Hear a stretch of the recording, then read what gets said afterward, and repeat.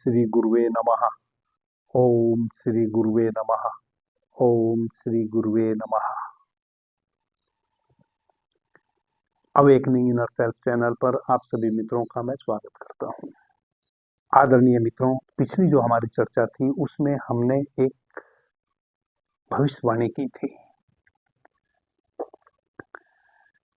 और जो भविष्यवाणी हमने की थी वह बिल्कुल वैसी ही सत्य होने जा रही है जैसी हमने की थी। आज मैं एक और भविष्यवाणी करता हूं। भविष्यवाणी का मतलब किसी को भयभीत करना नहीं होता है, समाज में किसी भी प्रकार का भय व्याप्त करना नहीं होता है। भविष्यवाणी का मतलब होता है चेतावनी। हम सजग हो जाएं, हम संभल जाएं।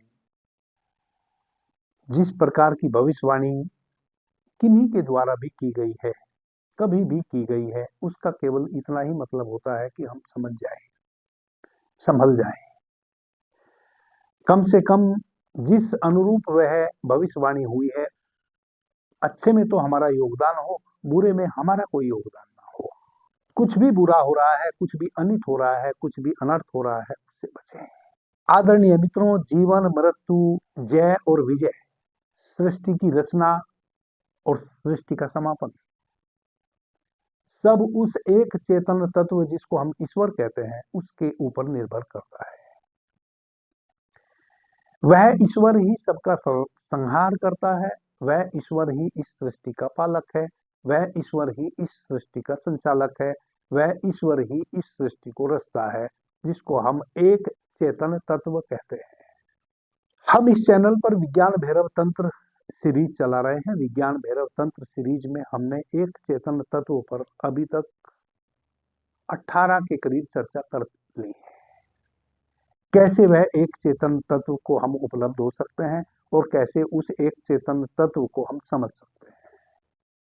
आदरणीय मित्रों, जैसा कि पिछली जो हमारी चर्चा थी जिसमें मैंने एक भविष्यवाणी की थी, उसमें भी मैंने कहा था और आज भी मैं कह रहा हूं, मैं कोई ज्योतिषी नहीं हूं।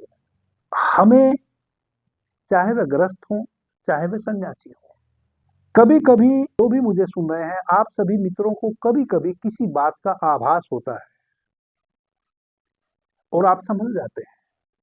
जैसे आपको आभास होता है, अचानक आपकी कोई आंख फड़कने लगी। कहते हैं कि यदि किसी पुरुष की बाएं आंख फड़क रही है तो कुछ अशुभ होने जा रहा है। हम ठहर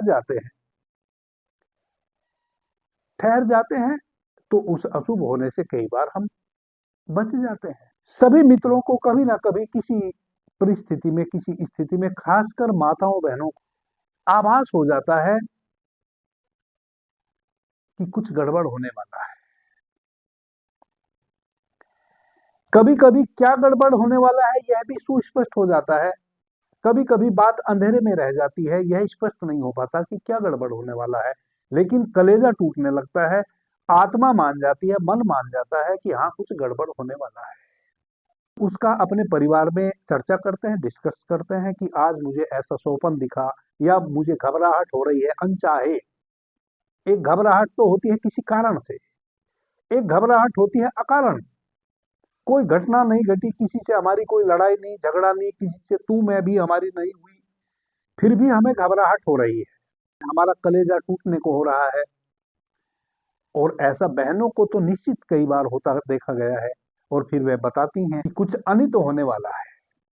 इतने हम ज्यादा सरल चित होते हैं, उतना हमें अधिक ये चीजें पकड़ने लगती है। यदि हम कम सरल चित हैं तो हमें थोड़ा आभास तो हो जाएगा कि कुछ गड़बड़ होने वाला है, लेकिन यह नहीं पता चलेगा क्या गड़बड़ होने वाला है। लेकिन कुछ ना कुछ सप्ताह, 2 सप्ताह, 4 सप्ताह में गड़बड़ हो जाता है, और ऐसा आप सभी मित्रों के साथ होता है। हम में से कोई भी ज्योतिषी नहीं है। आप जो मुझे सुन रहे हैं, आप भी ज्योतिषी नहीं है, मैं भी ज्योतिषी नहीं हूं। ज्योतिष विद्या एक गणित है, एक मैथ है, वह मुझे नहीं आता, और आप सबों में से भी लगभग लगभग नहीं आता होगा। एक मैथ तो हमारे भीतर है, एक गणित तो हमारे भीतर 24 घंटे है। वह गणित क्या है? वह है हमारी चेतना, जो हमारे भीतर स्थित है, जिसके कारण हम स्वयं को कहते हैं कि हम जीवित हैं। एक चेतन तत्व हमारे भीतर है जिसको हम आत्मा कहते हैं, चेतना कहते हैं, जिसकी शक्ति के कारण मैं बोल रहा हूं, जिसकी शक्ति के कारण मेरे ये हाथ हिल रहे हैं, जिसकी शक्ति के कारण मैं स्थिर होकर बैठा हूं। जो भी मेरे शरीर में या आपके शरीर में हलन चलन है, मैं बोल रहा हूं, आप सुन रहे हैं, वह सब उस एक चेतन तत्व की शक्ति के कारण हो रहा है। और उस चेतना को ही कहा है परमात्मा। जब हम सूक्ष्मता से अपने उस एक चेतन तत्व की ओर लौटते हैं, उसी को हम आध्यात्मिक यात्रा कहते हैं। और जब कोई अपनी चेतना को उपलब्ध हो जाता है, उसको हम कहते हैं ऋषि, मनीषी, महर्षि। और जो संकल्प लेके अपनी चेतना को पाने के रास्ते पे चल पड़ा, उसको हम कहते हैं सन्यासी। वह चला है, पहुंचा नहीं।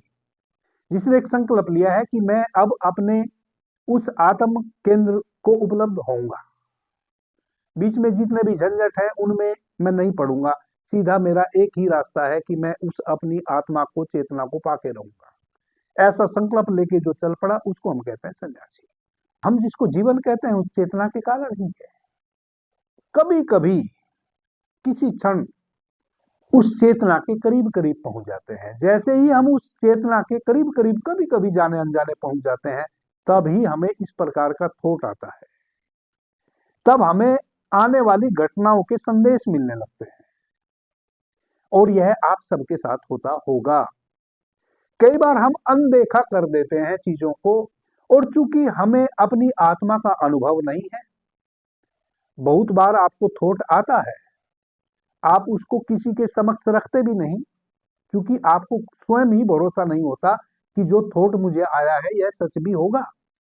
इस कारण से आप किसी के समक्ष भी उन बातों को नहीं रखते, कहने में भी डरते हैं कि कोई क्या सोचेगा। लेकिन फिर वह घटना घट जाती है, तब आपको ख्याल आता है कि अरे ऐसा तो मुझे आभास हुआ था। ऐसा ही आभास मुझे अपने जीवन में 20 बार हो चुका है, और जब भी वैसा हुआ तब तब वैसी घटना घटी है, 100% घटी है। अब चूंकि मैं कोई ज्योतिषी नहीं हूं, इसलिए मैंने उन घटनाओं को ना तो कहीं लिखा, ना किसी को बताया। कल जो हमने भविष्यवाणी की थी, मैंने उस भविष्यवाणी में जो आगे होने वाला है वह तो बताया ही। मैंने यह भी बताया कि मेरे जीवन में एक बार मुझे ऐसा थॉट आया था, और जैसा आया था अभी मैं देख रहा हूं कि बिल्कुल वैसा का वैसा ही हुआ। अब जब वह स्थिति घट चुकी है, वह व्यक्ति मुंह छुपा के दिल्ली से भाग चुका है, जैसा जैसा मुझे दिखा था वैसा ही, तब मुझे पता चला कि अरे ये तो शब्द से मुझे वैसा ही थॉट आया था, वैसा ही विजन आया था, और ये तो बिल्कुल वैसी ही घटना घट गई। मेरे से रहा नहीं गया और मैंने उस घटना को उद्धृत कर दिया। अब उस घटना को चूंकि उद्धृत कर दिया, तो कई मित्रों को लगा कि मैं शायद किसी पार्टी से जुड़ा हुआ हूं। इस तरह के कमेंट मित्रों के मुझे आए कि मोदी के विषय में आपका क्या कहना है, आप तो बीजेपी से जुड़े हुए हैं, मोदी कब सत्ता से जाएगा, वगैरह वगैरह। आदरणीय मित्रों, इस कारण से ही मुझे आज फिर एक नई भविष्यवाणी के लिए आना पड़ा है, और जो भी मैं आज कहूंगा वही होके रहेगा, वह होगा। क्योंकि कल जो मैंने भविष्यवाणी की थी, मैंने कुछ चीजें बचा के रख ली थी। इस कारण से बचा के रख ली थी कि मैं शब्द से व्यक्तिगत किसी का नाम लेके कुछ नहीं बोलना चाह रहा था, क्योंकि मुझे पॉपुलर नहीं होना है। आज मैं बोलूंगा, और जो मित्र मेरे में भरोसा रखते हैं वह मेरी आज की इस चर्चा को कम से कम 10 लोगों तक पहुंचाने का प्रयास करेंगे। भविष्यवाणी करने से पहले 2-3 चीजें और बता देता हूं। कई मित्रों ने कहा कि मैं बीजेपी की किसी, वो कौन सी टीम होती है, उससे जुड़ा हुआ हूं, पीआर टीम की, क्या टीम बोलते हैं उसको। कई मित्रों ने कहा कि कोई एक भविष्यवाणी की किताब है, उसको पढ़ के मैं भविष्यवाणी कह रहा हूं। कई मित्रों ने कहा कि मैं धन अर्जित करने के लिए यह प्रोपगंडा रच रहा हूं। मैं इन तीनों बातों का उत्तर 1 मिनट में आपको दे देता हूं कि यदि कोई भी व्यक्ति भारतवर्ष में मुझे बता दे मेरे संबंध में कि किसी भी राजनीतिक पार्टी के किसी ऑफिस में आज तक मैं गया हूं, चाहे वह ऑफिस नगर निगम के लेवल का हो या वह ऑफिस उनका हेड ऑफिस हो, किसी भी राजनीतिक पार्टी का। एक बात। दूसरी बात, कोई भी व्यक्ति मुझे बता दे, मेरा चेहरा देख के मैं चैलेंज करता हूं कि पूरे भारतवर्ष में आज तक मैं किसी एक छोटे से राजनेता के पास भी अपने किसी कार्य हेतु गया हूं, किसी भी सहयोग के लिए। एक भी व्यक्ति मुझे कह दे कि मैंने कभी किसी राजनीतिक पार्टी के विषय में कभी किसी को यह कहा हो कि नहीं, फला व्यक्ति को ही आपको वोट डालना है या फला पार्टी को ही वोट देना है, अगर एक भी व्यक्ति पूरे भारतवर्ष में कह दे। मैं देश प्रेमी हूं।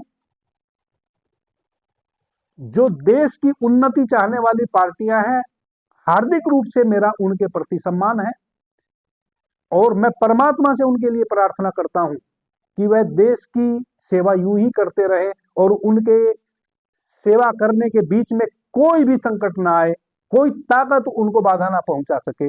यह जरूर मैं प्रार्थना करता हूं, यह निश्चित मैं प्रार्थना करता हूं। और मुझे पता है कि मैं साधारण सा सन्यासी हूं। 1000 लोग यदि किसी पार्टी को सत्ता से आने से रोकेंगे, मेरे जैसा एक व्यक्ति यदि इस संकल्प के साथ अपने घर में बैठेगा कि उनका भला हो, तो उनका भला होने से 1000 लोग भी नहीं रोक सकते। कहते हैं ना कि नेगेटिविटी की शक्ति बहुत होती है। मैं कहता हूं कि एक पॉजिटिव व्यक्ति यदि 100% पॉजिटिव है और 1000 नकारात्मक लोगों पर एक पॉजिटिव व्यक्ति भारी होता है, यह मैं अच्छे से जानता हूं। कई मित्रों ने प्रश्न किए कि नरेंद्र मोदी जी कब मरेगा, नरेंद्र मोदी कब सत्ता छोड़ेगा, और मुझे कह रहे हैं कि मैं किसी राजनीति पार्टी से जुड़ा हूं। राजनीतिक पार्टी से आप जुड़े हो, यदि आप राजनीतिक पार्टी से ना जुड़े हुए हो तो एक किसी पार्टी के खिलाफ आप कैसे खड़े हो सकते हैं? किसी के खिलाफ आप खड़े हैं, इसका मतलब यह है कि आप किसी के पक्ष में खड़े हैं। जब तक आप किसी के पक्ष में नहीं खड़े हैं, तब तक आप किसी के विपक्ष में खड़े नहीं हो सकते।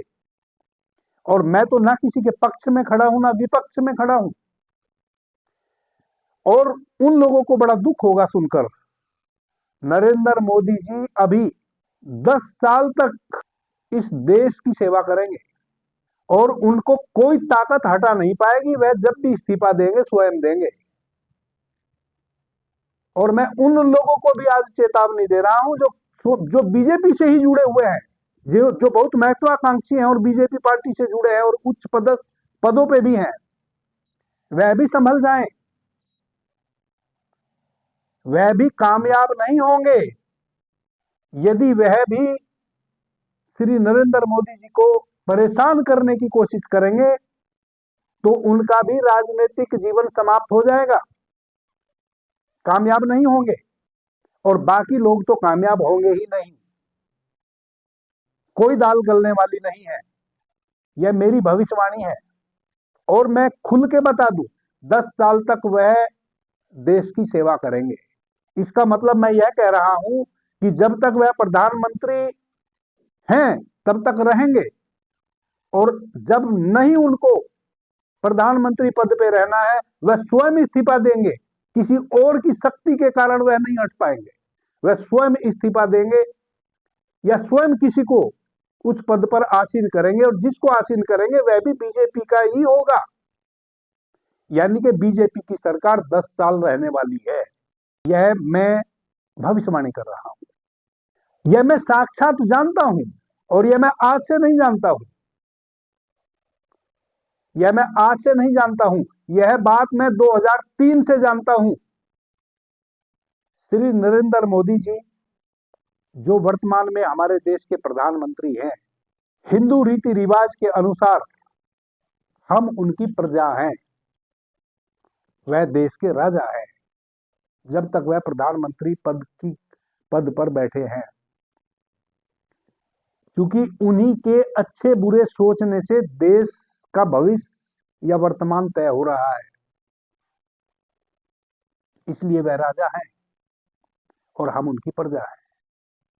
और जिन लोगों को मिर्ची लगी है देश के राजा को जो मरते हुए देखना चाहते हैं, उनको मैं यही बता रहा हूं कि देश का राजा इस देश को विश्व गुरु बनाकर ही दम लेगा। कितना भी कोई ताकत लगा ले, कितना भी कोई पापड़ बेले। और दूसरी बात यह है, श्री नरेंद्र मोदी जी का रहना इस पद पर इसलिए भी आवश्यक है क्योंकि मेरी जो कल की भविष्यवाणी है जो होके रहेगा, क्योंकि श्री नरेंद्र मोदी जी ही विश्व में एक संतुलन पैदा कर पाएंगे। कोई स्थिति परिस्थिति वैसी नहीं बनेगी कि नरेंद्र मोदी जी किसी मजबूरी बस देश के प्रधानमंत्री ना बने। कोई मजबूरी नहीं होगी, वह जब चाहेंगे तब स्वयं ही त्याग करेंगे इस पद का और स्वयं ही किसी को आसीन करेंगे इस पद पे। और वह भी उन सपने देखने वालों में से नहीं जो देश के प्रधानमंत्री की मृत्यु की कामना करते हैं। उनका नंबर नहीं आना है। आदरणीय मित्रों, श्री नरेंद्र मोदी जी अपनी स्वेच्छा से ही पद का त्याग करेंगे जब भी करेंगे।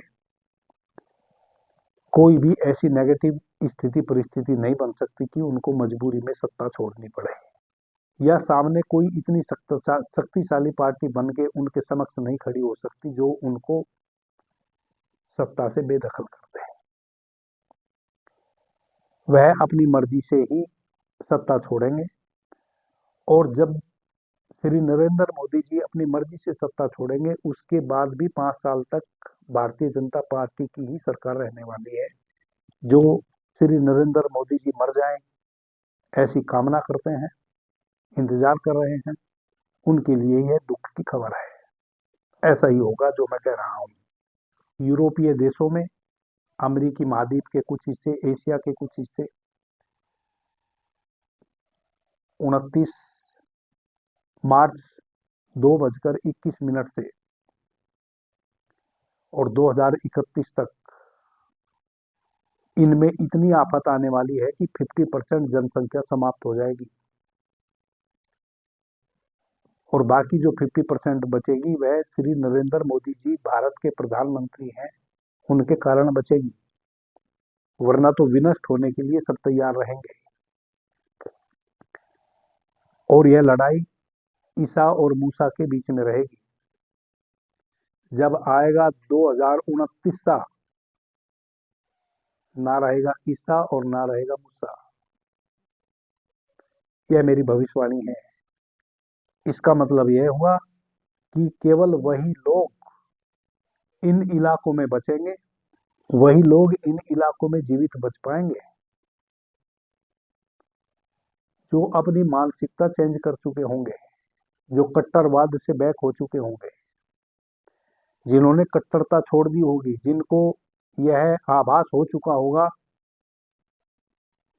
कि कट्टरता से हमें मुक्त होना है, जो स्वयं को कट्टरता से मुक्त कर लेंगे, जो सनातन की अवधारणा है उसको फॉलो करेंगे, वही 50% बचेंगे। सनातन की जो अवधारणा है इसका मतलब हिंदू धर्म अपना लेना नहीं है। सनातन की कुछ अवधारणाएं हैं। वह अवधारणा क्या है? सनातन कहते हैं जो सदैव नित नया और नूतन है, जिसको कभी मिटाया नहीं जा सकता, जिसको मिटाने का कोई उपाय नहीं है, उसको कहते हैं सनातन। इसका हिंदू धर्म से कोई लेना देना नहीं है। सनातन जो सदा से है सदा रहेगा उसको कहते हैं सनातन। तो सनातन की कुछ अवधारणाएं हैं। वह क्या है? ईर्ष्या, द्वेष, घमंड, किसी भी प्रकार का अहंकार, ईर्ष्या, द्वेष, हिंसा, वैमनस्यता, ऊंच और नीच, भेद और भाव,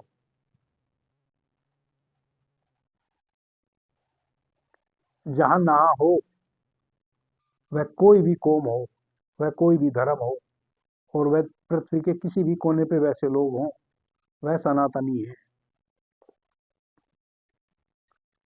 जो इन चीजों को फॉलो कर रहे हैं। 2031 तक 50% पूरे विश्व की जनसंख्या को यह समझ में आ जाएगा कि हमें सनातन को ही फॉलो करना पड़ेगा, इसके अतिरिक्त और कोई उपाय नहीं है, वही जीवित बचेंगे। ये मेरी भविष्यवाणी है। श्री नरेंद्र मोदी जी 10 साल इस देश की सेवा करेंगे, 10 साल में प्रधानमंत्री बने रहेंगे ऐसा मैं नहीं कहता हूं, लेकिन 10 साल बीजेपी की ही सरकार रहेगी, यह मेरी भविष्यवाणी है। आदरणीय प्रधानमंत्री जी स्वयं से इस्तीफा देंगे या स्वयं किसी और को स्थापित करेंगे। कोई शक्ति, कोई भी पार्टी या कोई व्यक्ति अपनी शक्ति या अपने बल से उनको सत्ता में आने से नहीं रोक सकता है, यह मेरी भविष्यवाणी है। जब तक वह चाहेंगे तब तक वह सत्ता में बने रहेंगे, जब तक वह चाहेंगे। दुनिया की कोई ताकत नहीं है जो उनकी उस चाह में रोड़ा बन के खड़ी हो जाए, यह मेरी भविष्यवाणी है। जिन लोगों ने मेरी कल की भविष्यवाणी में मैंने एक राजनीतिक व्यक्ति का नाम लिया था, अच्छी बुरी बातें कही हैं, उन लोगों से बस मैं इतना ही कहना चाहता हूं, हमें अपने निजी स्वार्थ के चलते प्रकृति के जो नियम है उन नियमों को नहीं तोड़ना चाहिए। इसका मतलब यह है कि हमें सत्य के करीब करीब होकर जीना चाहिए। जब हम किसी व्यक्ति से इतने अभिभूत हो जाते हैं इस कारण से कि हमें थोड़ा सा उससे लाभ प्राप्त हो रहा है व्यक्तिगत, और हम ऊंच नीच का भेद भी भूल जाए, उस व्यक्ति का तो पतन हो ही रहा है, साथ में हमारा भी पतन हो जाता है। आदरणीय मित्रों, मुझे कोई फर्क नहीं पड़ेगा, आपने तो कोई गाली नहीं दी, लेकिन यदि आप गाली भी दे लेते तो भी कोई फर्क नहीं पड़ता। किसको गाली दोगे? जिस व्यक्ति को आप गाली दे सकते हैं उस व्यक्ति का परित्याग मैं कर चुका। जब मैं 12 वर्ष का था तब उस जाति का, जिस जाति में मैं पैदा हुआ था, उस व्यक्ति का जो समाज ने मेरा उस समय नाम रखा था, उस व्यक्ति को मैं कब का विदा कर चुका हूं जिसको आप गाली दे सकते हैं। आपकी गाली मुझ तक पहुंचेगी ही नहीं, क्योंकि मैं एक्सेप्ट ही नहीं करूंगा, और जब मैं एक्सेप्ट नहीं करूंगा इसका मतलब आपकी दी हुई गालियां आपके ऊपर वापस लौट जाएंगी, और इसके लिए भी मुझे बहुत दुख होगा कि आपके द्वारा दी गई मुझे गाली, और चूंकि मैं एक्सेप्ट करूंगा नहीं, और वह आप पर ही वापस लौटे और आप उन गालियों के बोझ के तले जीवन पर्यंत जिए, ये बड़े दुख की बात है। मैं आपकी गालियों को एक्सेप्ट नहीं कर रहा हूं, इसके लिए वह गाली आपके ऊपर वापस बरस रही हैं, आप उस गालियों के बोझ के तले जीवन पर्यंत जिएंगे और मेरे कारण जिएंगे, क्योंकि आपके अपशब्दों को मैं एक्सेप्ट नहीं करता। इसके लिए मैं आपसे क्षमा प्रार्थी हूं। आपने मुझे ध्यान से प्रेम से सुना, उससे मैं बहुत अनुग्रहित हूं। सभी मित्रों को मेरा प्रणाम, धन्यवाद। हर हर महादेव।